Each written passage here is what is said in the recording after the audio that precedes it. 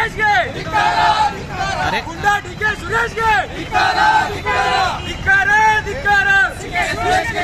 राष्ट्र कांग्रेस पक्षಕ್ಕೆ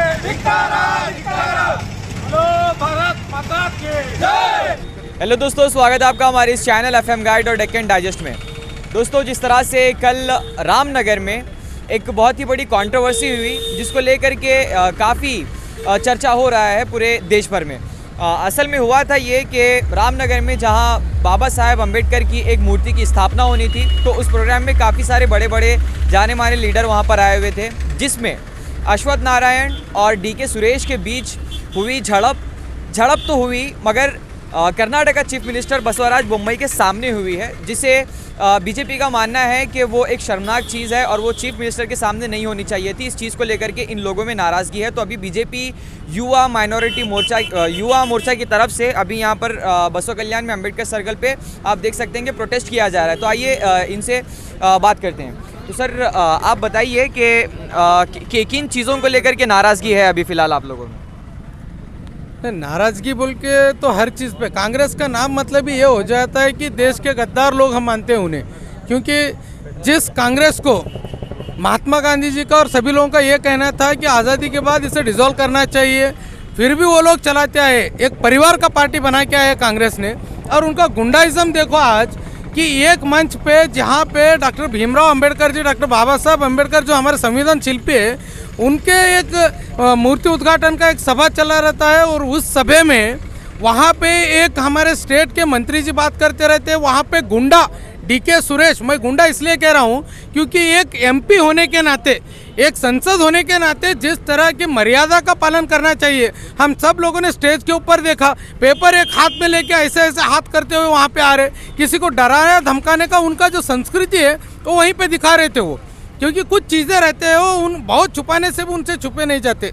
अगर कांग्रेस ने जब अपना पक्ष सामने रखा तो उन्होंने कहा था कि अश्वत्थ नारायण का भी स्टेज पर सबके सामने उन पर इल्ज़ाम लगाना गलत है। अश्वत्थ नारायण साहब के बारे में सब लोग जानते हो किस तरह के मिनिस्टर है, किस तरह के व्यक्ति है बोल के, एकदम शांत स्वभाव के आदमी है, वो कभी गुस्सा नहीं होते।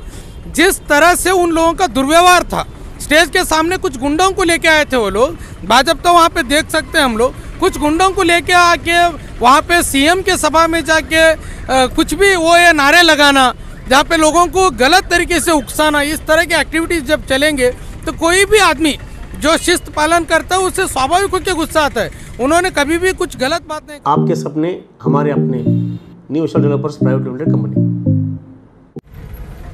बोलो भारत माता की।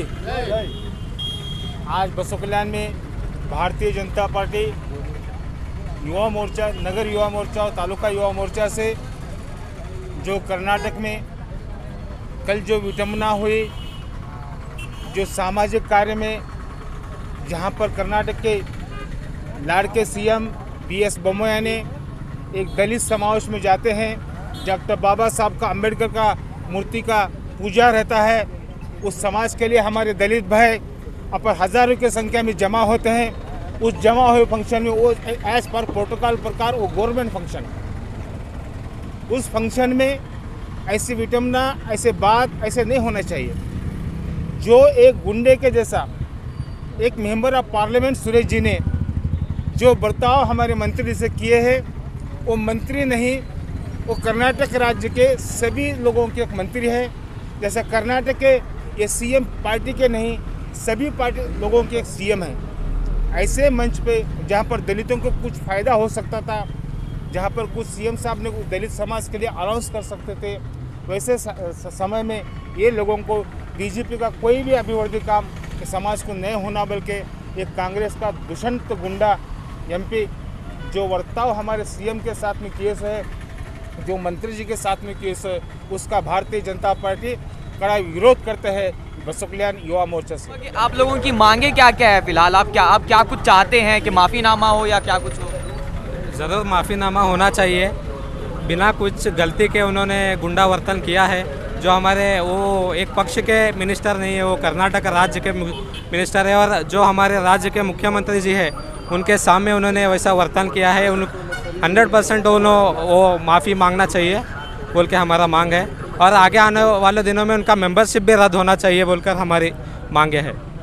तो अभी जिस तरह से आपने सुना कि इन लोगों में गुस्सा जो है इस चीज़ को लेकर के है कि ये जितने भी चीज़ें हुई हैं, अश्वत्थ नारायण और डीके सुरेश के बीच में जो स्टेज पर झड़प हुई वो चीफ मिनिस्टर बसवराज बोम्मई के सामने नहीं होना चाहिए थे। और बाद में हमने ये भी देखा कि चीफ मिनिस्टर बसवराज बोम्मई ने उन लोगों के हाथ से माइक छीना और ये कहा कि हम लोग रामनगर के डेवलपमेंट के ऊपर बात करते हैं irrespective of party, political party, जो एक काफ़ी अच्छी बात है। तो अब देखना ये है कि कांग्रेस इस चीज़ को किस तरह से अपना पक्ष सामने रखती है और क्या कुछ कांग्रेस में होता है और डीके सुरेश के क्या कुछ बयानात अभी आगे सामने आते हैं। मगर ऐसी खबरों के लिए आप बने रहिए हमारे चैनल FM गाइड और डेक्कन डाइजेस्ट के साथ।